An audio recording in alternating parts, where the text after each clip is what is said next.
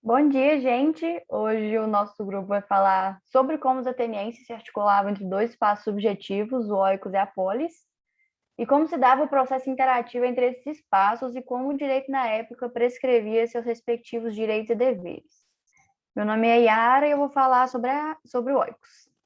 O Oikos é um termo grego que indica instituição. No âmbito privado, designa casa, propriedade do senhor.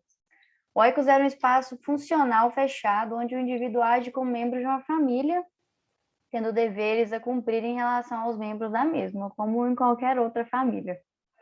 Esse nome era dado para a unidade básica da sociedade, formada pelo chefe, representada pelo homem mais velho, geralmente o pai, pela sua família, os filhos e a esposa, e pelos seus escravos, todos convivendo e cumprindo suas tarefas no mesmo ambiente doméstico, uma vez que a hierarquia do oikos era muito rígida e a divisão do trabalho bem marcada, porque o pai tinha poder absoluto sobre todos os demais e sobre tudo que ocorria dentro do oikos. Este grupo poderia ser acrescido de serviçais não cidadãos, parentes de idade avançada e parentes órfãos somente se os recursos do oikos permitissem. As terras e demais bens imóveis, como casas, estábulos, que faziam parte do oikos, eram de propriedade do senhor, porque estavam no topo da hierarquia, então tudo pertencia a ele. Sua organização econômica era predominantemente rural. Sua fonte de sobrevivência vinha da agricultura e da pecuária, vinha da terra. Tudo que o oikos precisava provinha da terra. O oikos sempre foi regido por um ideal de autossuficiência. Tudo que era necessário para a vida cotidiana deveria ser produzido no seio do oikos. Porém, esse ideal entra em contradição, porque não tinha como ser mantido, pois haviam produtos que eram trazidos de fora, como escravos e os metais que eles utilizavam. Não tinha como produzir os metais nem escravos dentro do oikos, então esse ideal entra em contradição. Todos os habitantes do oikos tinham que prestar serviço para garantirem a sua própria sobrevivência, pois a comida era dada pelo senhor, ou seja, eles tinham que cumprir as suas respectivas tarefas para não morrerem de fome. A organização social era fundamentada por meio de um relacionamento tradicional de reciprocidade. Os membros de oikos distintos trocavam bens de prestígio, que não possuíam necessariamente um valor puramente econômico, mas sim valiam pelo seu pedigree. Ou seja, eles trocavam os bens entre si para mostrar, olha, que o que eu tenho, provando o seu pedigree. Pela sua própria história de vida, eles também faziam isso. E ao longo do decorrer da história, o oikos parece anteceder a formação da polis. E para falar sobre a polis, eu vou passar a palavra para a Alice. Aí aqui tem algumas imagens ilustrando o oikos. Bom dia, gente. Meu nome é Alice e eu vou falar sobre conceitos, características e alguns elementos que formavam uma polis grega. Toda polis grega era uma cidade-estado, e essa forma de governo vai garantir a autonomia e a autossuficiência dela. Ou seja, uma polis não vai ter ligação nenhuma com as outras polis vizinhas a ela. O território de uma polis vai ser denominado pela cidade e as áreas próximas a ela. A organização social de uma polis vai se dar da seguinte forma: você vai ter os homens livres, e esses homens livres eles eram divididos em classes sociais. Então, você vai ter os eupátridas, demiurgos, eugitos.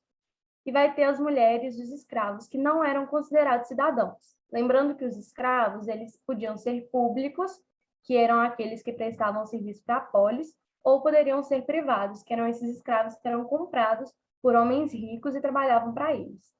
Uma característica bem marcante de uma polis vai ser a divisão do espaço físico dela. Então, você vai ter a zona urbana, onde vai acontecer o comércio da polis, tudo que vai ser produzido nela vai ser vendido lá. E uma pequena parte da população vai morar nesses centros urbanos, mas a maioria mesmo morava era na zona rural, que era onde os eupátridas tinham as grandes propriedades de terra deles, e os pequenos agricultores tinham casa deles lá, moravam lá também. Lembrando que os pequenos agricultores, eles eram a maioria da população e também a camada mais pobre. Diferente da terra dos eupátridas, a terra deles era montanhosa e não era boa para agricultura. Então, eles também tinham que cuidar de gado.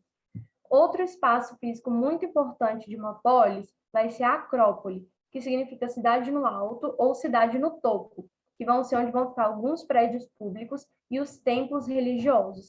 As cerimônias religiosas também vão acontecer na Acrópole. O historiador Pedro Paulo Funari vai falar que a escolha dos gregos para construir os templos religiosos na Acrópole vai se dar pelo fato de ela ser o local mais alto da cidade e eles acreditarem que era o local mais próximo do céu. Por fim da divisão dos espaços físicos, vai ter a ágora, que era o símbolo da democracia grega, que era onde aconteciam os debates políticos, os tribunais populares, era onde a vida política e social da polis acontecia. As características que vão definir uma polis, que toda polis vai ter essas características, vai ser a autonomia e a autossuficiência, ou seja, o fato dela não precisar de nenhuma outra cidade e ela não ser submissa a nenhuma outra polis, a nenhum outro governo que não seja dela mesma.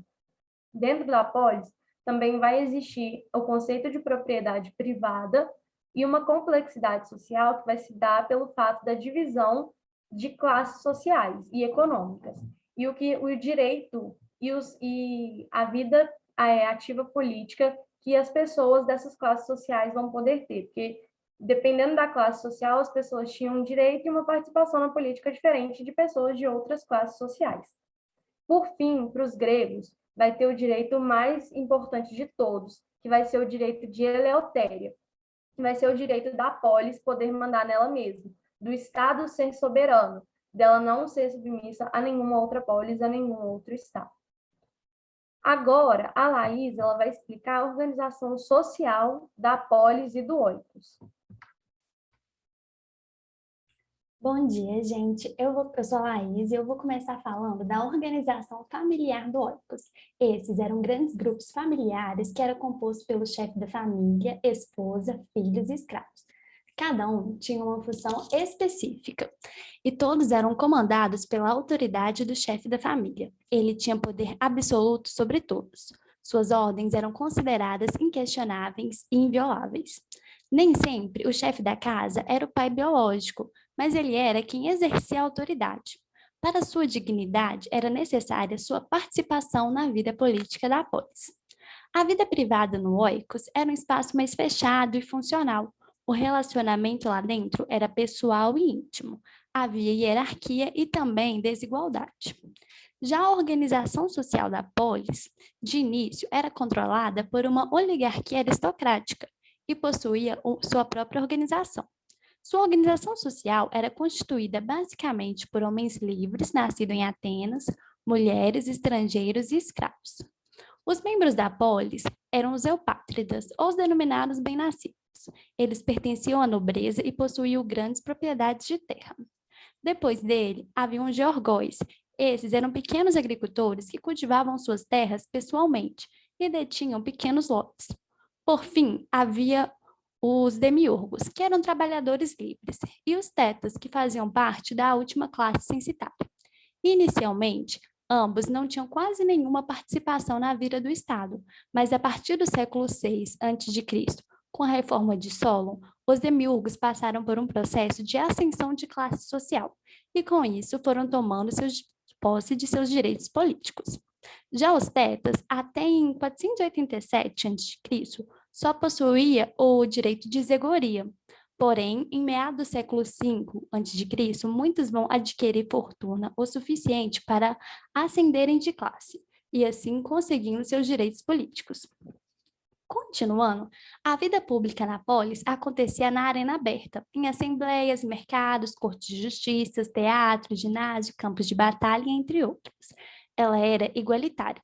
E para ser considerado cidadão, tinha que possuir condições, como ser do sexo masculino, proprietário de terra e ter nascido de pais e mães atenienses. Agora, eu vou passar a palavra para a Júlia. Bom dia, eu sou a Júlia e eu vou falar um pouco sobre os direitos e deveres no oikos. E para explicar um pouco melhor, eu vou retomar algumas coisas que já foram faladas tanto pela Laís quanto pela Yara. O relacionamento estabelecido no interior do oikos, ele era pessoal, íntimo, hierárquico e desigual. Ou seja, a relação entre o marido e a esposa, o pai, o filho e o proprietário escravo era hierárquico. E também a divisão do trabalho ela era muito marcada no interior do oikos, já que cada um tinha sua função para fazer funcionar essa célula de produção, que era o oikos. As mulheres favam, os homens cuidam do gado das terras e assim por diante. e toda a vida da família girava em torno do oikos. Então, todas as necessidades eram satisfeitas dentro desse espaço. Todo o material que eles vão usar para trabalhar, o social, a segurança, a ética, as obrigações, qualquer coisa relacionada a deuses ou cultos religiosos, a alimentação deles, etc. E as mulheres, elas tinham como principal função tecer e fiar. E embora elas dependessem, né, do seu marido mais próximo, masculino, que fosse ali o seu pai ou o seu marido, cabia a elas a gestão de todas as tarefas domésticas. Já a função administrativa do oikos, ela era exercida pelo homem, em relação ao campo, aos escravos externos, até a pedagogia da mulher, já que após ela receber todas as instruções do marido, ela que ia administrar as dispensas, a produção doméstica, os escravos domésticos e os filhos. E os escravos, eles eram encarregados de toda a sorte de trabalho, desde cuidar dos campos e plantações, dos animais, executar pequenos serviços, atender a família em todas as suas necessidades. Em relação aos direitos e à justiça, é importante mencionar como que o sistema jurídico desenvolvido pela polis contribuiu para a despersonalização das relações sociais. É possível afirmar que a partir da segunda metade do século V e durante o século IV a.C., em Atenas, os membros da corte estabelecidos para o julgamento das infrações eram sorteados nas várias regiões da Ática, com pouquíssima antecedência do julgamento. Eles pensavam que, para evitar qualquer tipo de suborno de juízes e de jurados por parte do réu, era mais fácil desvincular o réu da sua comunidade, ou seja, tirar ele do interior de seu oikos, para o julgamento ficar mais imparcial e também pessoal. E a tensão entre o oikos e a polis, ela também era muito evidente na despersonalização das relações comerciais. É possível dizer que no interior do oikos, as relações ocorriam no nível pessoal, mas que entre os oikos, na maioria das vezes, o relacionamento era bem pessoal, fundamentado por laços de reciprocidade e amizade, como, por exemplo, na circulação de bens, que os oikos, eles trocavam materiais, trocavam coisas entre si para poder manter todo o oikos funcionando. E agora eu vou passar a palavra para a Lídia, que vai falar um pouco sobre os direitos e deveres na polis. Bom dia, turma. Bom dia, Lucas. Eu vou falar um pouquinho sobre os direitos e deveres na polis e eu vou dar uma retomada também um pouco no que a Laís e a Alice falou. Eu quero começar falando os três principais direitos essenciais do cidadão dentro da polis. Ela seria a sua liberdade individual, a igualdade com relação aos outros cidadãos perante a lei e o direito à fala na Assembleia. Isso se dá aos conceitos, como a gente conhece, de isonomia, isegoria e isocracia. A isegoria, ela era importante principalmente quando se fala das assembleias populares, que era a eclésia. Todo cidadão, ele tinha um direito de comparecer às sessões da Assembleia, de ouvir os debates, de propor leis e medidas a serem adotadas pelo Estado. A eclésia, por assim dizer, ela era a representação máxima do espírito democrático ateniense. Todo cidadão que participava da Assembleia, ela precisava possuir dois critérios básicos para o exercício da cidadania dentro da polis, que seria a maioridade e a epitimia. A maioridade, ela era atingida aos 18, só que era necessário cumprir 2 anos de serviços militares, e somente com 20 anos é que tomava posse dos seus direitos como cidadão, possuindo assim a sua plenitude dos direitos civis e políticos. Aí, podendo ter um assento dentro da Assembleia, ele poderia ter o direito de opinar e votar e a ter um cargo na magistratura e nas demais funções que competiam aos cidadãos. Dentro da polis, essa democracia era somente para os cidadãos, que seriam os homens nascidos em Atenas e ser filhos de pais atenienses. As mulheres, elas estavam totalmente excluídas da participação política. Elas eram discriminadas e tratadas com desigualdade formal e material. Não lhes era permitido o direito à palavra nas reuniões políticas e nem a posse de propriedade. Em geral, elas não possuíam direitos civis. Já os metecos, cabiam a eles o dever de cumprir as leis estabelecidas dentro da polis e de pagar tributos. Entre esses direitos, destacava exercer atividades ligadas ao comércio e ao artesanato, só que eles não possuíam nenhum direito político.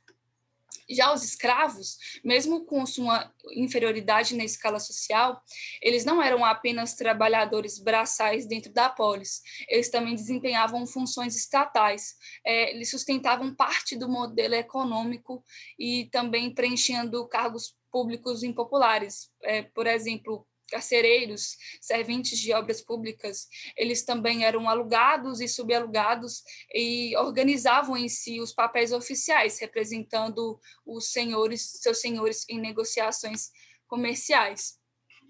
E com isso, toda essa linha de desenvolvimento de direitos e deveres dentro da polis, ela foi fundamental para a continuação da formação democrática, que, por menor que ela seja, ela é espelhada na maioria das democracias atuais, assim como o sistema jurídico. E é isso que eu queria falar. Espero que vocês tenham gostado. Gente, esse próximo slide é nossas referências bibliográficas, onde a gente espelhou o nosso trabalho. Espero que vocês tenham gostado. E é isso. Bom dia!